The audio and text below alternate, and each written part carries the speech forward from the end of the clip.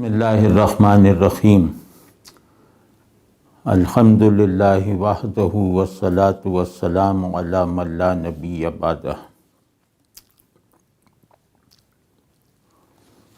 آج پہلے 2 حدیثیں پڑھنی ہیں اور انہی کے حوالے سے گفتگو کرنی ہے۔ پہلی حدیث ہے کہ جناب ابو عمرو سفیان بن عبداللہ رضی اللہ تعالیٰ عنہ روایت کرتے ہیں کہ میں نے رسول مقبول صلی اللہ علیہ وآلہ وسلم سے گزارش کی کہ مجھے اسلام کے بارے میں کوئی ایسی کافی نصیحت فرما دیجئے کہ آپ صلی اللہ علیہ وسلم کے بعد مجھے کسی اور سے کچھ پوچھنے کی ضرورت نہ رہے۔ آپ صلی اللہ علیہ وسلم نے فرمایا، اللہ پر ایمان لاؤ اور پھر اس پر جم جاؤ۔ یہ حدیث مسلم میں ہے۔ دوسری حدیث یہ ہے کہ حضرت ابو ہریرہ رضی اللہ تعالیٰ عنہ سے روایت ہے کہ رسول اللہ صلی اللہ علیہ وآلہ وسلم نے ارشاد فرمایا، اعتدال اور میانہ روی کے ساتھ دین کی راہ چلو اور اس پر مضبوطی کے ساتھ جمے رہو، اور یہ سمجھ لو کہ کوئی شخص محض اپنے عمل کے سبب نجات نہیں پا سکتا۔ صحابہ کرام رضوان اللہ علیہم نے عرض کیا کہ یا رسول اللہ صلی اللہ علیہ وسلم، کیا آپ بھی نہیں؟ آپ صلی اللہ علیہ وسلم نے فرمایا، ہاں میں بھی نہیں، مگر یہ کہ اللہ تعالی مجھے اپنے فضل و رحمت کے سائے میں ڈھانپ لے۔ یہ حدیث بھی صحیح مسلم کی ہے۔ ان 2 حدیثوں کو ملا کر دیکھیں تو ایک بہت ضروری اور بنیادی ہدایت حاصل ہوتی ہے۔ ایک تو ہمیں ایمان پر ثابت قدم رہنا ہے اور پوری زندگی کو ایک ایسے بندے کے طور پر گزارنا ہے جو اللہ کو اپنا حاکم اور معبود مانتا ہے۔ اگر ہماری زندگی کے کچھ حصے بھی اس دعوے کی تصدیق نہیں کرتے کہ ہم اللہ کو اپنا حاکم اور معبود مانتے ہیں، جانتے ہیں، تو اس کا مطلب یہ ہوگا کہ ہمارے ایمان میں اسی قدر سچائی کم ہوگی۔ تو بالکل واضح بات ہے کہ جس نے بھی اللہ کو مان لیا کہ وہ مجھ پر اور اس ساری کائنات پر حاکم ہے، تو اللہ کو اس طرح ماننے کے بعد اس پر یہ فطری طور پر لازم ہے کہ اللہ تبارک و تعالی پر جو ایمان اسے نصیب ہوا ہے، اس کی ساری زندگی یعنی اس کے سارے اعمال، اس کی تمام خواہشات اللہ کے حکم اور اس کی مرضی کے تابع ہوں۔ عمل اللہ کے حکم کے تابع ہو، اور دوسری بات یہ کہ خواہش اللہ کی مرضی کے تابع ہو۔ اسی طرح بلکہ اس سے بڑھ کر میں اپنی ہر اس خواہش کو اپنے دل سے نکال پھینکوں گا جس کے بارے میں خود مجھے معلوم ہے، خود مجھے یقین کے ساتھ پتہ ہے کہ اس طرح کی خواہش رکھنا اللہ کی مرضی کے خلاف ہے، اللہ کو ناپسند ہے۔ تو ان 2 پہلوؤں سے، یعنی عمل اور خواہش کے 2 پہلوؤں سے، ان 2 چیزوں کے بارے میں ہوشیار رہتے ہوئے، اللہ کے ساتھ وفادار رہتے ہوئے جس نے بھی اپنی زندگی گزار لی، اس نے گویا ایمان لانے کا حق ادا کر دیا۔ اس نے گویا مسلمان ہونے کی سب سے بنیادی ذمہ داری ادا کر دی۔ تو یہ بات بظاہر خیالی اور رومانوی سی لگتی ہے کہ آدمی اپنی خواہشات کو طبیعت سے کھرچ دینے کی طاقت رکھتا ہے، یعنی خواہشات سے چھٹکارا پا لینے کی تلقین، یہ مطلب ایک رومانوی سا تصور معلوم ہوتا ہے۔ تو اب یہ مسئلہ یہ ہے کہ جدیدیت نے انسان اور اس کے احوال و مقاصد کے بارے میں جو تصورات بنائے ہیں ان کو اندھا دھند قبول کر لینے کے نتیجے میں آج یہ چیز بہت غیر مانوس لگنے لگی ہے کہ انسانوں سے یہ مطالبہ کیا جائے کہ وہ شخصیت میں تنوع کے تمام عناصر کو کسی ایک ہی نقطے میں سمیٹ کر دکھائیں۔ ہم چونکہ دین کے ساتھ اپنے تعلق کو کچھ رسمی صورتوں اور چند بے لچک سطحی تصورات تک محدود رکھنے کے عادی ہو چکے ہیں، اس لیے دین کے ودیعت کردہ تصور انسان اور شعور مقاصد سے اتنے دور جا پڑے ہیں کہ خود ہمیں اپنے دین کے بنیادی ترین مطالبات بھی آئیڈیلسٹک، یعنی دوسرے لفظوں میں ناقابل عمل محسوس ہوتے ہیں۔ تو چونکہ ان مطالبات کی سند یعنی ان کا متن اتنا قطعی اور واضح ہے کہ اس کا انکار تو دور کی بات، اسے تاویل کے نام پر توڑا مروڑا بھی نہیں جا سکتا، لہٰذا ہم نے اس صورتحال میں ہم نے دل میں ایک چور پال لیا ہے جو لفظوں میں نقب لگا کر انہیں معانی سے خالی کرتا ہے۔ ہم نے حقائق اور مقاصد کے ساتھ ہم آہنگی کا تقاضا کرنے والے احکام کو محض الفاظ کا مجموعہ اور دل فریب آوازوں کا سازینہ بنا رکھا ہے۔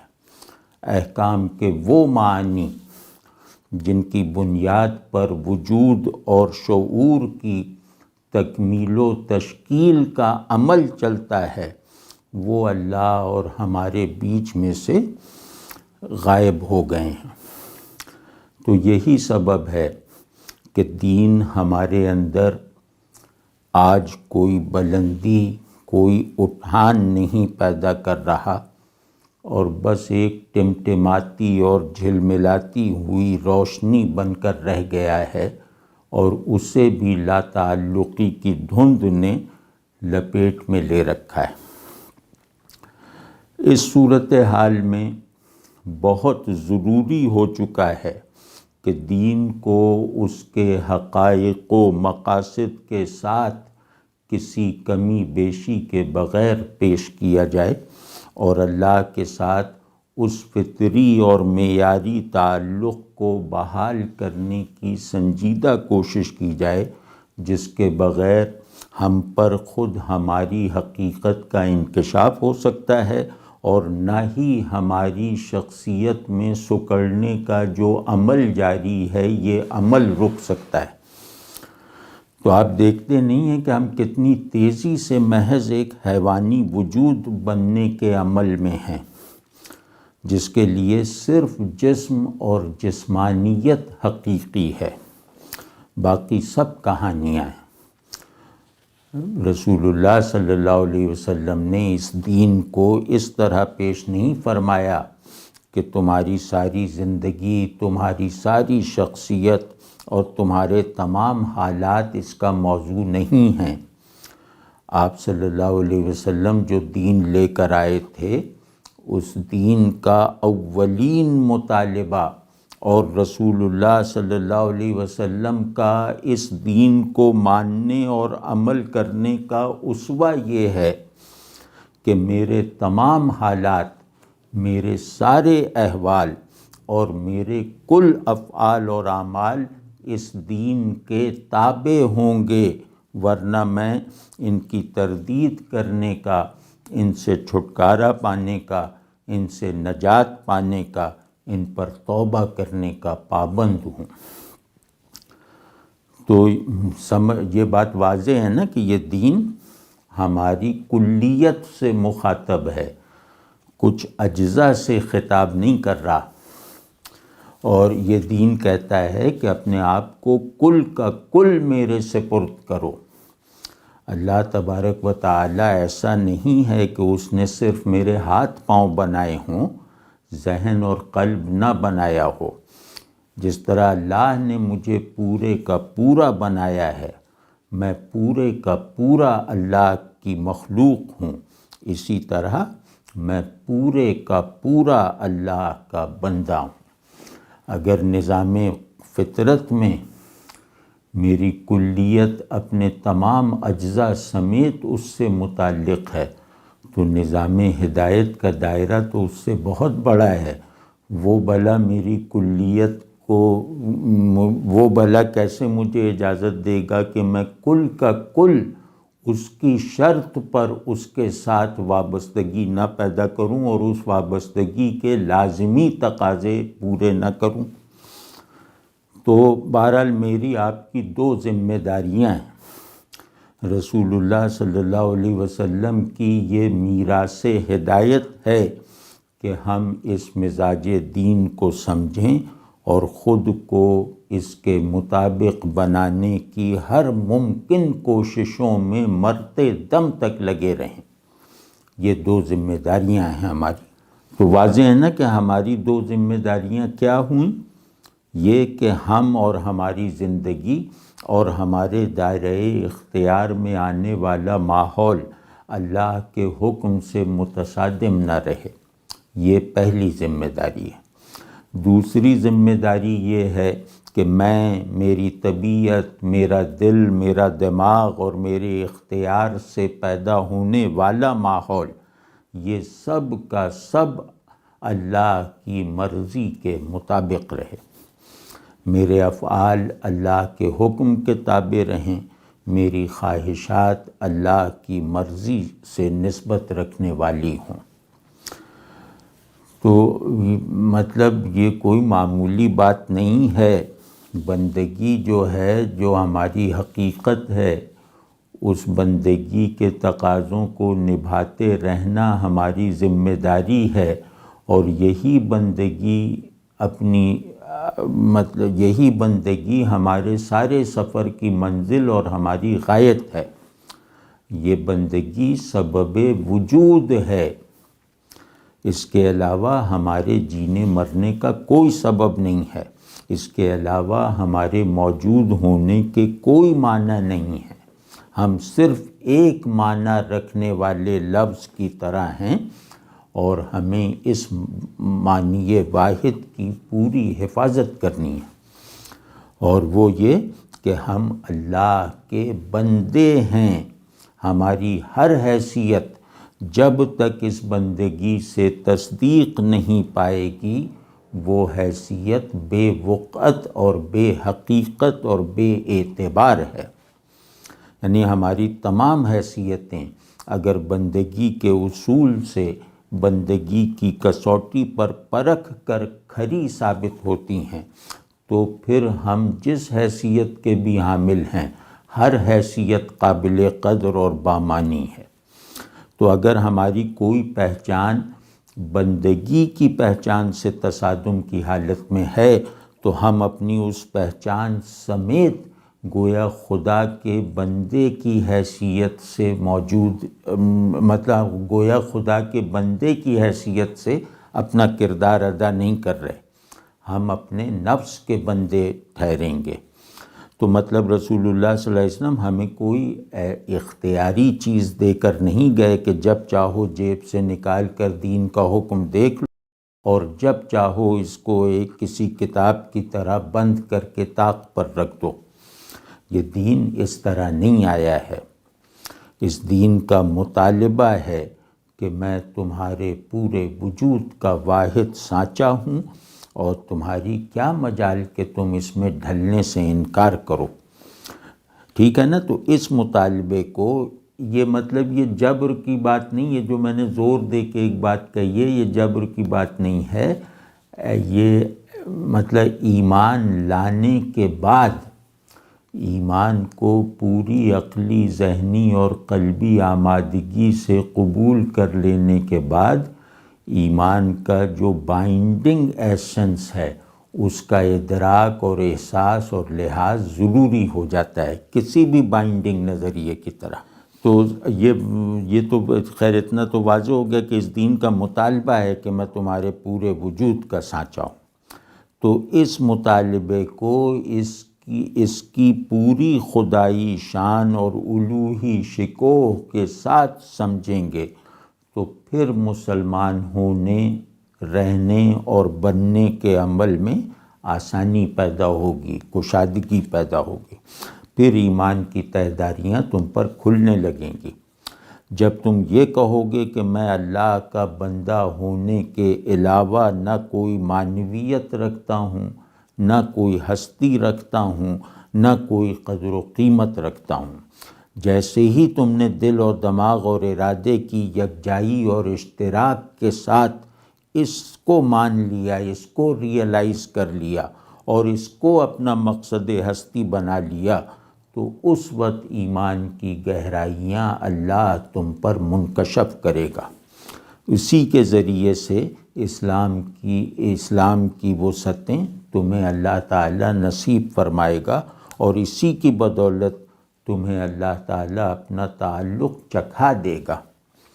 لاکھ کہتے رہو کہ میں اللہ سے سچا تعلق رکھتا ہوں، لیکن اگر اللہ کا تعلق تمام تعلقات کی لذتوں پر غالب لذت نہیں ہے تو بھلا وہ کیا تعلق ہوا؟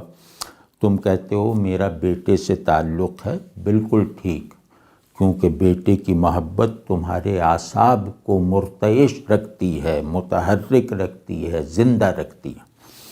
تم کہتے ہو تمہیں دولت سے تعلق ہے، تم اس میں بالکل سچے ہو، کیونکہ دولت کا آنا تمہیں خوشی سے بے حال کر دیتا ہے اور جانا تمہیں چارپائی پر پھینک دیتا ہے۔ تو اس میں تم بالکل سچے ہو، کیونکہ اس تعلق کی تمہارے حواس بھی تصدیق کرتے ہیں، تمہارے احساسات بھی اس کی تائید کرتے ہیں۔ تو کیا اب دیکھنے کی بات یہ ہے، تو کیا تمہیں اللہ تبارک و تعالیٰ کے ساتھ ایسا تعلق ہے؟ مطلب کیسا تعلق؟ جیسا تعلق اپنے مال سے، اپنی اولاد سے، اپنے گھر سے، اپنے کاروبار وغیرہ سے ہے۔ یعنی کیا تم اللہ تبارک و تعالیٰ کے ساتھ ایسا تعلق رکھتے ہو جس کی تصدیق تمہارے احساسات و جذبات سے بھی ہوتی ہو؟ یعنی تمہیں بارہا یہ محسوس ہوتا ہو کہ یا اللہ میں آپ کے بغیر نہیں رہ سکتا، یا اللہ میرے اوپر کوئی سایہ نہیں ہے، جو بھی میرے اوپر سایہ ہے وہ آپ کی رحمت کا سایہ ہے، یا اللہ میری کوئی منزل ایسی نہیں ہے جو میرے دل کو کھینچتی ہو سوائے آپ کے، سوائے آپ کی خوشنودی کے، یا اللہ کوئی راستہ ایسا نہیں ہے جس پر میں اپنے پورے دل اور جذبے کے ساتھ چلتا رہوں سوائے اس راستے کے جو آپ نے مجھے بتایا اور جس پر رسول اللہ صلی اللہ علیہ وسلم کی رہنمائی میں چلوا کر دکھایا۔ تو اب اگر اللہ تبارک و تعالیٰ سے تعلق تمہارے احساسات و جذبات کا سب سے بڑا موجب اور محرک نہیں ہے، اگر اللہ تبارک و تعالیٰ کی محبت تمہیں محبت محسوس کرنے والے فطری اور ضروری نظام کے ساتھ حاصل نہیں ہے، اگر اللہ تبارک و تعالیٰ کی خشیت تمہیں گناہ سے بھگانے کا سب سے مؤثر ذریعہ نہیں ہے، تو پھر اللہ سے تعلق تو محض ایک ٹوٹے پھوٹے حیوانی حافظے کے ساتھ ہے، اس سے زیادہ کیا ہے؟ حیوانی حافظہ اس طرح کہہ رہا ہوں کہ اللہ پر ایک بہت ہی چھوٹے ذہن کے ساتھ، اپنے ذہن کی بہت ہی کمزور فیکلٹی کی بنیاد پر میں نے اللہ پر ایمان لا کر اسے اپنے حافظے میں رکھ لیا ہے، اور اس کا کوئی اثر میرے احساسات، میرے خیالات اور میرے اعمال اور میرے اخلاق پر نہیں پڑ رہا۔ میں عمل اور جذبات کی سطح پر حیوان ہوں، اور میرا ایک سکڑا ہوا انسان ہے جو معطل ہے۔ اس معطل اور بے اثر اور بے مصرف انسان نے اللہ کو مان رکھا ہے، باقی میں سارے کا سارا حیوان ہوں۔ تو اس پر شرم کرنی چاہیے، غیرت کھانی چاہیے اور توبہ کرنی چاہیے، بہانے نہیں بنانے چاہیے۔ آدمی اپنی سب سے بڑی دولت سے محروم رہنے کا بہانہ نہیں بنا سکتا، نہ بناتا ہے۔ یعنی کبھی زندگی میں تم نے یہ سوچا کہ اولاد سے محبت میں بھی میں کوئی ایسا بہانہ گھڑ لوں کہ تھوڑی دیر کے لیے اس سے فراغت نصیب ہو جائے؟ کبھی تم نے کوئی ایسا ہیلا ڈھونڈنے کی کوشش کی کہ دولت اور مال کی کشش میرے اندر کچھ وقفہ دے دے، تاکہ کوئی ایسا راستہ مل جائے کہ دولت اور مال کی کشش 2-4 دن کے وقفوں کے بعد آیا کرے؟ ظاہر ہے کہ ایسا نہیں ہے، کیونکہ تم اولاد اور دولت کے تعلق میں سچے ہو، اور تم اللہ کے، اور دوسری طرف یہ کہ اللہ کے تعلق کو ساری عمر معطل اور بے تاثیر رکھنے میں کامیاب ہو۔ مطلب یہ کیسی عجیب بات ہے کہ مال و اولاد سے محبت میں لمحے بھر کا وقفہ نہیں ہے، اور اللہ سے تعلق جو ہے وہ ساری عمر احساسات میں معطل اور خیالات میں شل پڑا ہوا ہے، اس لیے کہ تمہیں اللہ سے دراصل کوئی تعلق ہے ہی نہیں۔ آدمی اپنے خود ساختہ بڑے بڑے تصورات سے بھی احساسات کی سطح پر متاثر ہوتا رہتا ہے۔ اگر تم نے اللہ کو اس تصور کی طرح بھی نہیں رکھا جو کبھی کبھی ہمارے احساسات کو چھیڑ دیتا ہے، تو بھلا تم نے اللہ سے کیا تعلق رکھا؟ تمہیں قرآن شریف دیکھ کر فخر کا احساس ہوتا ہے؟ تمہیں قرآن شریف طاق پر رکھا دیکھ کر اللہ کی حضوری کا پیغام سنائی بلکہ دکھائی دیتا ہے؟ تمہیں نماز پڑھتے ہوئے اپنے آپ کا سر سے پاؤں تک بندہ ہونا محسوس ہوتا ہے؟ اگر نہیں تو اب ہوش کرنا چاہیے۔ تو اگر یہ چاہتے ہو کہ اللہ تعالیٰ کا دست قہر تھپڑ کی طرح منہ پر نہ پڑے، تو ابھی سے اپنی بندگی کو خالص کرو، اور رسول اللہ صلی اللہ علیہ وآلہ وسلم کے نمونے کے مطابق اپنے اندر کی دنیا اور اپنے باہر کی دنیا کو اللہ کے حکم اور مراد اور رضا کے تابع رکھو۔ یہ رسول اللہ صلی اللہ علیہ وسلم نے کس سوال کے جواب میں فرمایا کہ یا رسول اللہ صلی اللہ علیہ وسلم، مجھے کوئی ایسا حرف آخر ارشاد فرما دیجئے، یعنی مسلمان ہونے کی کوئی ایسی لازمی ذمہ داری ارشاد فرما دیجئے کہ میں اسے سنوں اور اس پر پورا عمل کروں، اور آپ صلی اللہ علیہ وسلم کے بعد آپ صلی اللہ علیہ وسلم کا یہ ارشاد سن کر مجھے کبھی یہ ضرورت نہ پڑے کہ کسی اور سے یہ سوال کروں۔ یعنی میرے اس سوال کا کامل اور حتمی اور قطعی اور آخری جواب ارشاد فرما دیجئے کہ اسلام کیا ہے۔ آپ صلی اللہ علیہ وسلم نے فرمایا کہ ایمان لانا اور اس پر جم جانا۔ جم جانے کا مطلب ہے ہر حال میں اس پر ثابت قدم رہنا، وہ حال آزمائش کا ہو تو بھی ثابت قدم رہنا، اور وہ حال آسانی و آرام کا ہو تو بھی اس پر جمے رہنا۔ یعنی اپنے سارے وجود اور اس وجود کی تمام تفصیلات سے اللہ کی تصدیق کا ماحول پیدا کیے رکھنا، ورنہ ہلاک ہو جاؤ گے۔ تو خدا کے لیے میں بھی توبہ کروں، آپ بھی توبہ کریں، میں بھی عزم کروں، آپ بھی عزم کریں۔ ہم اللہ کے ساتھ بہت کھیل چکے، اب اللہ تعالیٰ لگتا ہے کہ ہمیں شاید کوئی مزید رخصت نہیں دے گا، ہمیں مطلب یہ کہ ہمیں اس زوال سے بچانے کے لیے اب کوئی نصرت نہیں بھیجے گا، اللہ بس معاف کر دے، اللہ وہ توفیق دے دے کہ ہم اپنی بے وفائی پر شرمندہ ہو کر اس کا ازالہ کرنے کے لائق ہو جائیں۔ تو جب سے ہمارا دور زوال شروع ہوا ہے، ایک تقسیم عمل میں آئی ہے۔ زوال شروع ہونے کے ابتدائی آثار یہ تھے کہ مذہبی طبقہ نماز روزے میں چاق چوبند تھا، مخلص تھا، لیکن عام طور پر لوگوں کی، ضرورت مند لوگوں کی حاجت روائی نہیں کرتا تھا۔ اسے خالق کا خوف تو تھا، مخلوق کی محبت سے دور ہوتا جا رہا تھا۔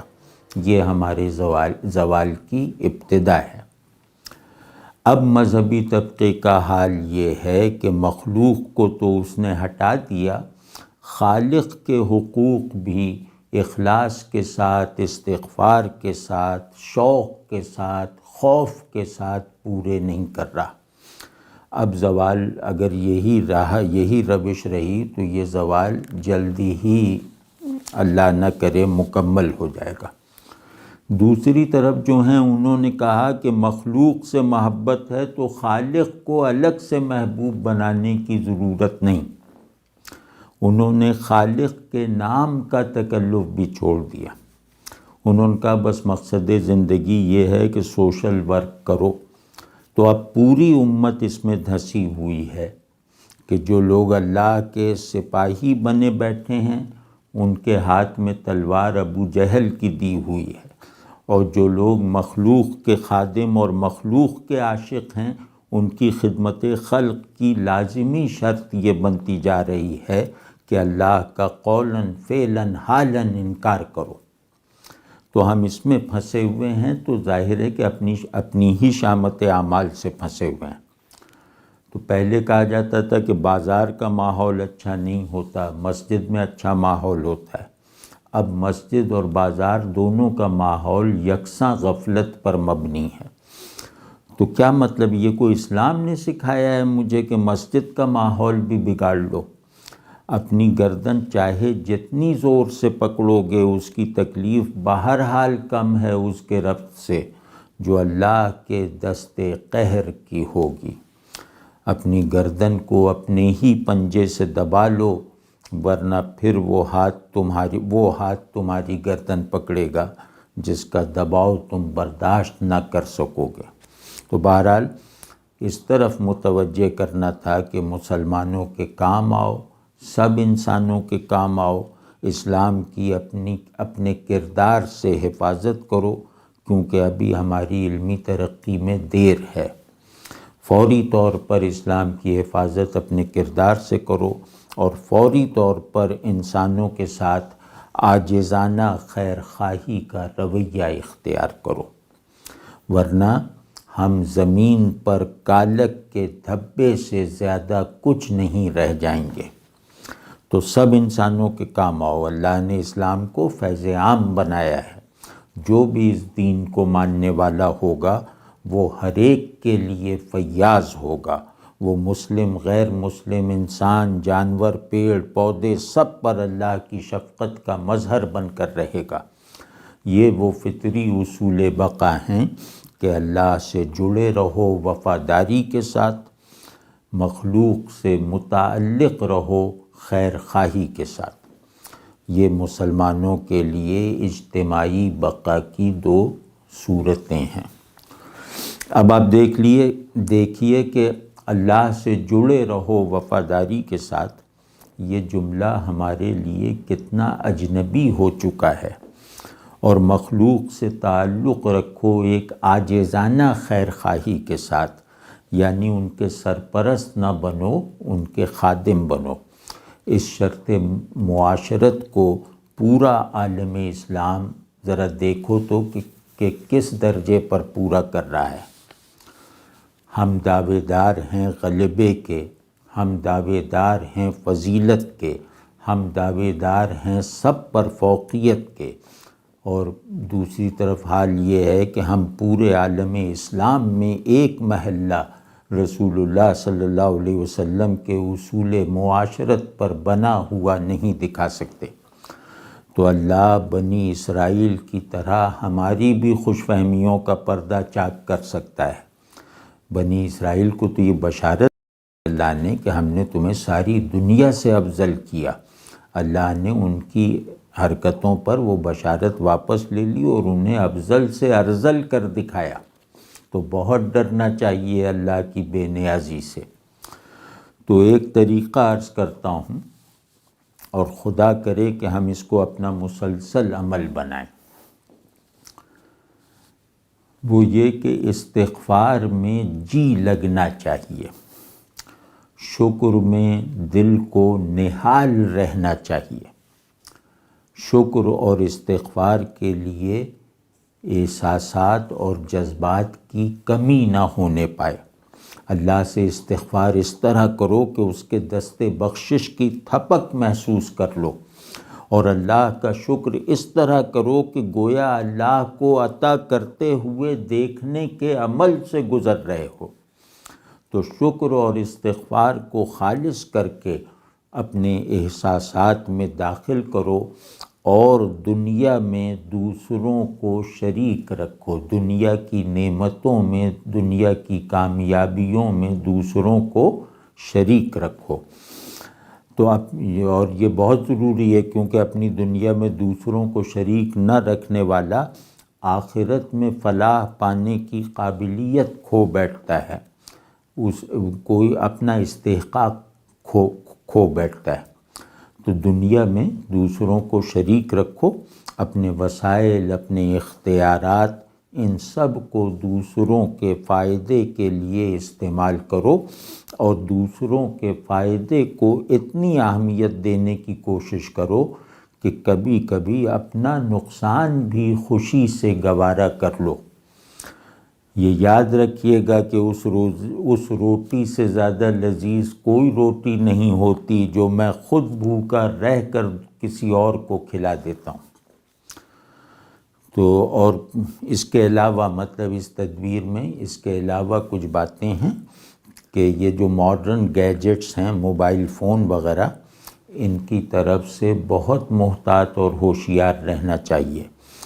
یہ ہمیں ڈی ہیومنائز کر سکتے ہیں، بلکہ کر رہے ہیں۔ ان سے اپنی تنہائی کی بھی حفاظت کرو، اور اپنی مجلس میں بھی انہیں ضرورت سے زیادہ دراندازی نہ کرنے دو۔ یہ سب وہم ہے کہ آپ نیٹ سے علم حاصل کر سکتے ہیں۔ علم آدمی استاد سے حاصل کرتا ہے۔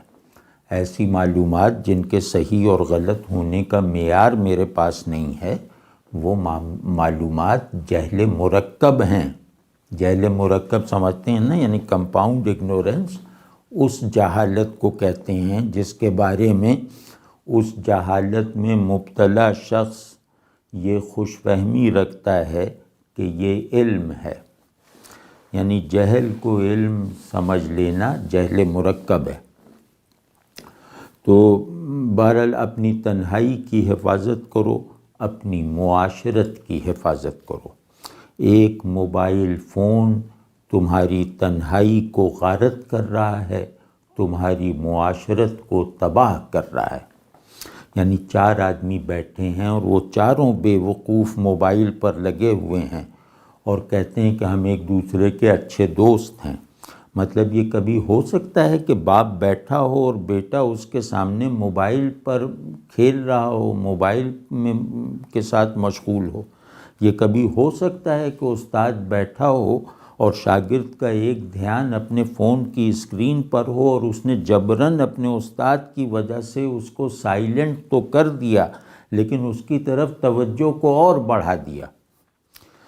تو مطلب یہ کسی کی بدترین توہین ہے کہ آپ اس سے ملاقات کریں اور اس دوران میں اپنے فون کی طرف متوجہ رہیں۔ چھوٹا ہو یا بڑا، یہ عمل سب کی توہین ہے۔ تو اب یہ سارا عمل موبائل کے ساتھ یہ اشتغال جو ہے، یہ مسجدوں میں بھی نظر آتا ہے۔ مسجدیں کیا، حرم میں، حرمین میں یہ ہو رہا ہے۔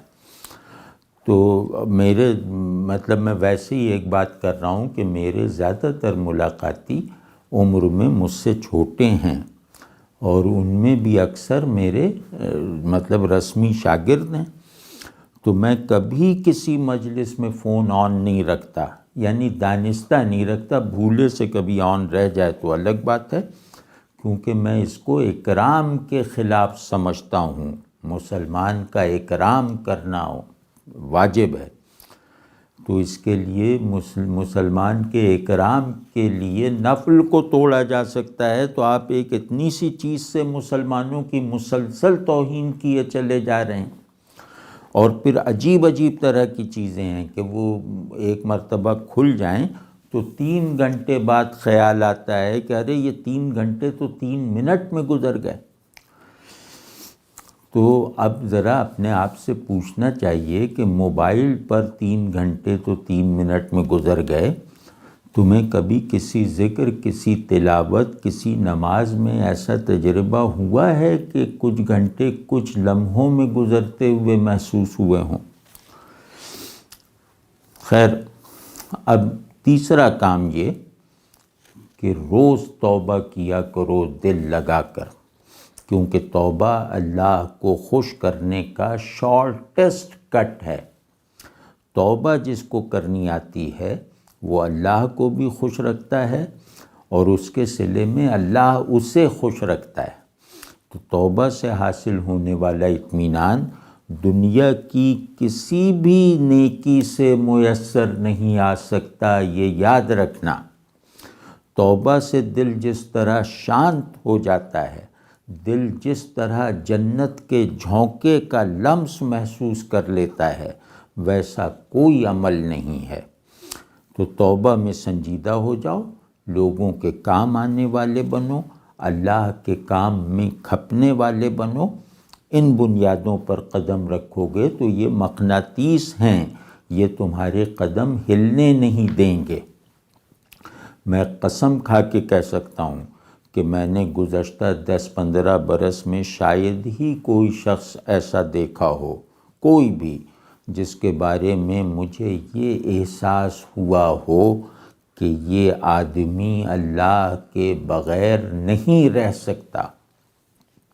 اب آپ بتائیے کہ یہ اسلام، ایمان، دین، سنت، اللہ، رسول صلی اللہ علیہ وسلم، سب کا مشترکہ مطالبہ اور واحد شرط ہے کہ نہیں کہ تم اپنے آپ کو سب سے پہلے ایسا بناؤ کہ تم یہ کہہ سکو کہ تم اللہ کے بغیر نہیں رہ سکتے۔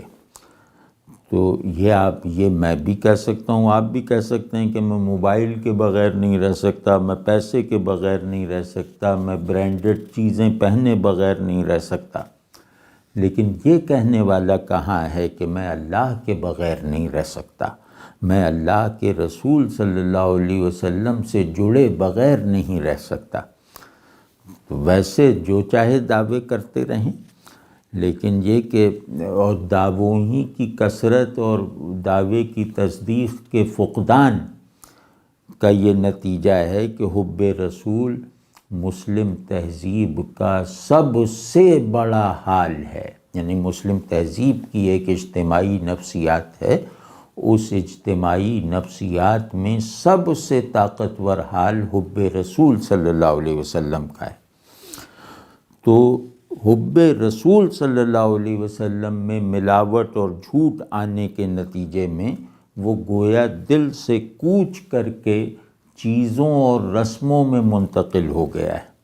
چونکہ جھوٹے جذبے کو تسلسل کے ساتھ جاری رکھنا ممکن نہیں ہوتا، تو یہ جھوٹا جذبہ محبت، یہ جھوٹا دعوی محبت کچھ ہی عرصے میں اتنا زیادہ گھناؤنا ہو گیا کہ اب اظہار محبت ممکن ہی نہیں ہے رسول اللہ صلی اللہ علیہ وسلم کے حکم کو توڑے بغیر۔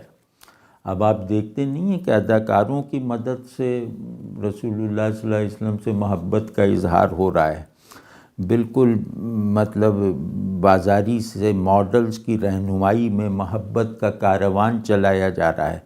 تو اللہ تمہیں دکھا نہیں رہا کہ تم اسے دھوکہ نہیں دے سکتے، ٹی وی وغیرہ پر سارا رمضان کئی برسوں سے جس طرح کے رمضان شوز چلتے ہیں، یعنی 99% اکثریت کے ساتھ، اسے دیکھ کے یہ نہیں لگتا کہ ابلیس چھوٹا شیطان ہے اور آدمی بڑا شیطان۔ خیر، دوسرا ہماری مسلم معاشرت یہ تھی، جو بھی کچھ بڑی عمر کے ہیں انہوں نے آنکھوں سے دیکھا ہوگا کہ اذان کی آواز بلند ہوتے ہی گویا کائنات پر سکتہ چھا جاتا تھا۔ اب اذان ہو رہی ہے، وہ شخص جو 5 وقت کا نمازی ہے وہ بھی اپنی کاروباری یا فضول گفتگو کو روکنا گوارا نہیں کرتا، اس کے اندر فوراً نماز کی تیاری کی طرف متوجہ ہونا تو دور کی بات ہے، اذان کا جواب دینا جو ایک بڑی سنت ہے اس کی طرف سے بھی وہ غافل ہے۔ تو جو شخص اذان سے غافل ہے، جو اذان کے آداب توڑ رہا ہے، وہ نماز پر مائل ہو سکتا ہے؟ اذان بھائی یا تو الارم ہے یا زلزلہ ہے، ان دو کے سوا اس کو محسوس کرنے کا کوئی تیسرا زاویہ ہے ہی نہیں۔ اذان یا تو میری غفلت کے ماحول میں زلزلے کی طرح آتی ہے اور مجھے بیدار کرتی ہے، یا الارم کی طرح گونجتی ہے کہ بس اب اللہ کی طرف چلو۔ وہ یہاں ایک واقعہ یاد آیا کہ مولانا قاسم نانوتوی رحمۃ اللہ علیہ بہت ہی بڑے عالم، بہت ہی بڑے بزرگ، مطلب ان کی بڑائی اس طرح کی تھی کہ ان کے بعد والی نسلوں میں بڑائی کی وہ قسم کہہ سکتے ہیں کہ منتقل نہیں ہوئی۔ تو ان کی بیگم تھیں جو مطلب دینداری میں شاید مولانا سے بھی بڑھی ہوئی تھیں، سخاوت میں بے مثل تھیں، گویا اپنے وقت کی حاتمہ تھیں۔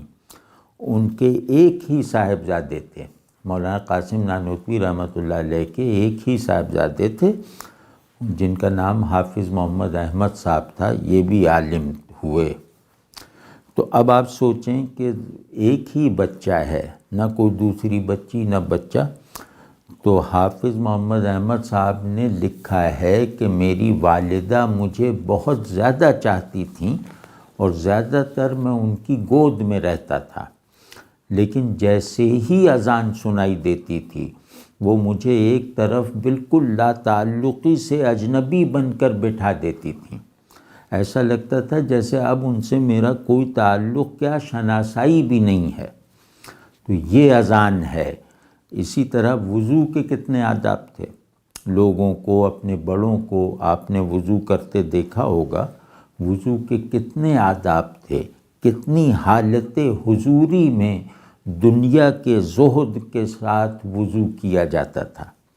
وضو سے مطلب ان لوگوں کو وضو کرتے ہوئے دیکھ کر 2 چیزیں ظاہر ہوتی تھیں، ایک اللہ کی حضوری اور دوسرے دنیا کا زہد۔ تو وہ وضو جو ہمارے بزرگ کیا کرتے تھے وہ دیکھنے سے نماز کی کشش پیدا ہو جاتی تھی، اور جو آدمی اس طرح وضو کرتا ہو جس کا وضو دیکھنے والے میں نماز کی کشش پیدا کر دیتا ہو، خود اس کی نماز کیسی ہوگی۔ لیکن اب دیکھ لیجئے کہ نہ نماز کا احترام نہ وضو کا اہتمام۔ آپ خانہ کعبہ کی مسجد میں بھی چلے جائیے تو وہاں وضو اپنی مسنون صورت میں کم ہی نظر آتا ہے۔ اب کتنے لوگ ہیں جو وضو کو اس کی مسنون صورت میں کرنے کا اہتمام کرتے ہیں، اور اس کی خلاف ورزی انہیں بے چین کر دیتی ہے، لرزا دیتی ہے۔ تو مطلب یہ کہ نماز اللہ تبارک و تعالیٰ کے ساتھ تعلق کی بہت بڑی کسوٹی ہے۔ اس سے پتہ چلتا ہے کہ ہمارا تعلق باللہ سچا ہے یا نہیں۔ اس عظیم ترین عمل کی یعنی نماز کی یہ 2 بنیادیں ہیں، اذان سننے یعنی اذان اور وضو۔ تو ان دونوں کا ہم نے یہ حشر کر رکھا ہے کہ وضو صرف ہاتھ پاؤں دھونا رہ گیا ہے، اور وہ بھی اسراف، بے پرواہی اور غفلت کے ساتھ۔ اذان سننے اور اس کا جواب دینے کی روایت اتنی کمزور پڑ گئی ہے کہ اچھے بھلے مذہبی لوگوں کی مجلس میں بھی اس کا رواج کم رہ گیا ہے۔ جو بیچارہ اذان کا جواب دینے کا عادی ہے وہ ایسی مجلسوں میں چھپ چھپا کر اذان کا جواب دیتا ہے۔ تو اس سے یہ مطلب جس کو نماز اذان کا جواب دینے کی عادت ہے اسے یہ خیال رکھنا پڑتا ہے کہ کوئی دیکھ نہ لے۔ تو بھائی یہ بہت بڑا بحران ہے، بہت بڑی مشکل ہے۔ جو اللہ کو ماننے والا ہے وہ خود کو اور اپنے فوری ماحول کو اس غلبے سے، اس بحران سے نکالنے کی کوشش میں خرچ کر دے گا، اور جو اللہ کو نہیں مانتا وہ تماش بینوں کی طرح دیکھتا رہے گا۔ تو اب لوگ مشورہ بھی اس طرح کرتے ہیں کہ فرض کیا ایک شاگرد اپنے استاد کے پاس، ایک مرید اپنے شیخ کے پاس پہنچتا ہے تو اپنی قابل اصلاح خامی کا ذکر بھی اس طرح کرے گا کہ گویا اسے شاباش دی جائے۔ تو جہاں یہ نفسیاتی ساخت بن چکی ہے، اس ردی سامان پر تم دین کی عمارت کھڑی کرنا چاہتے ہو، خود کو دلدل بنا کر دین کے معمار بننا چاہتے ہو۔ استغفر اللہ۔ اور دوسری تعلیم رسول اللہ صلی اللہ علیہ وسلم نے آج پڑھی جانے والی دوسری حدیث میں یہ ارشاد فرمائی ہے کہ دین میں اعتدال اختیار کرو۔ اس کا مطلب یہ ہے کہ ایسی دینداری اپنے ذمے نہ لو جسے نبھایا نہ جا سکے، اور اتنے نیک بھی نہ بن جاؤ کہ برائی کو مٹانے کی بجائے تم بروں کا خاتمہ کرنے لگو۔ پھر یہ کہ جو آدمی دین میں میانہ روی برتتا ہے، اعتدال سے رہتا ہے، وہ نفس میں پیدا ہو جانے والے سب سے بڑے بگاڑ سے انشاءاللہ محفوظ رہتا ہے، اور وہ بگاڑ ہے تکبر۔ آپ نے دیکھا ہوگا کہ جو لوگ بہت زیادہ دین کرتے ہیں ان میں ایک خود پسندی اور خود نمائی اور تکبر سے ملتی جلتی کوئی کیفیت پیدا ہو جاتی ہے۔ تو آپ صلی اللہ علیہ وسلم کی اس نصیحت مبارکہ کا خلاصہ یہ ہے کہ اگر تکبر سے بچنا ہے، اگر لوگوں کی تحقیر اور بدخواہی سے بچنا ہے، تو اپنے اعمال کو اعتدال کے ساتھ انجام۔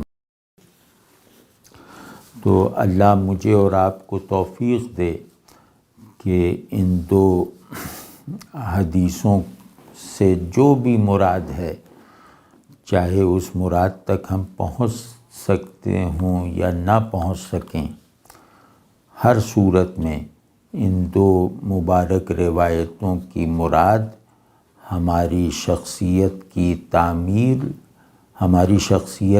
تعمیر اور ہمارے نفس کے تزکیے میں ایک فیصلہ کن کردار ادا کرے۔ وصلی اللہ علی النبی الأمی۔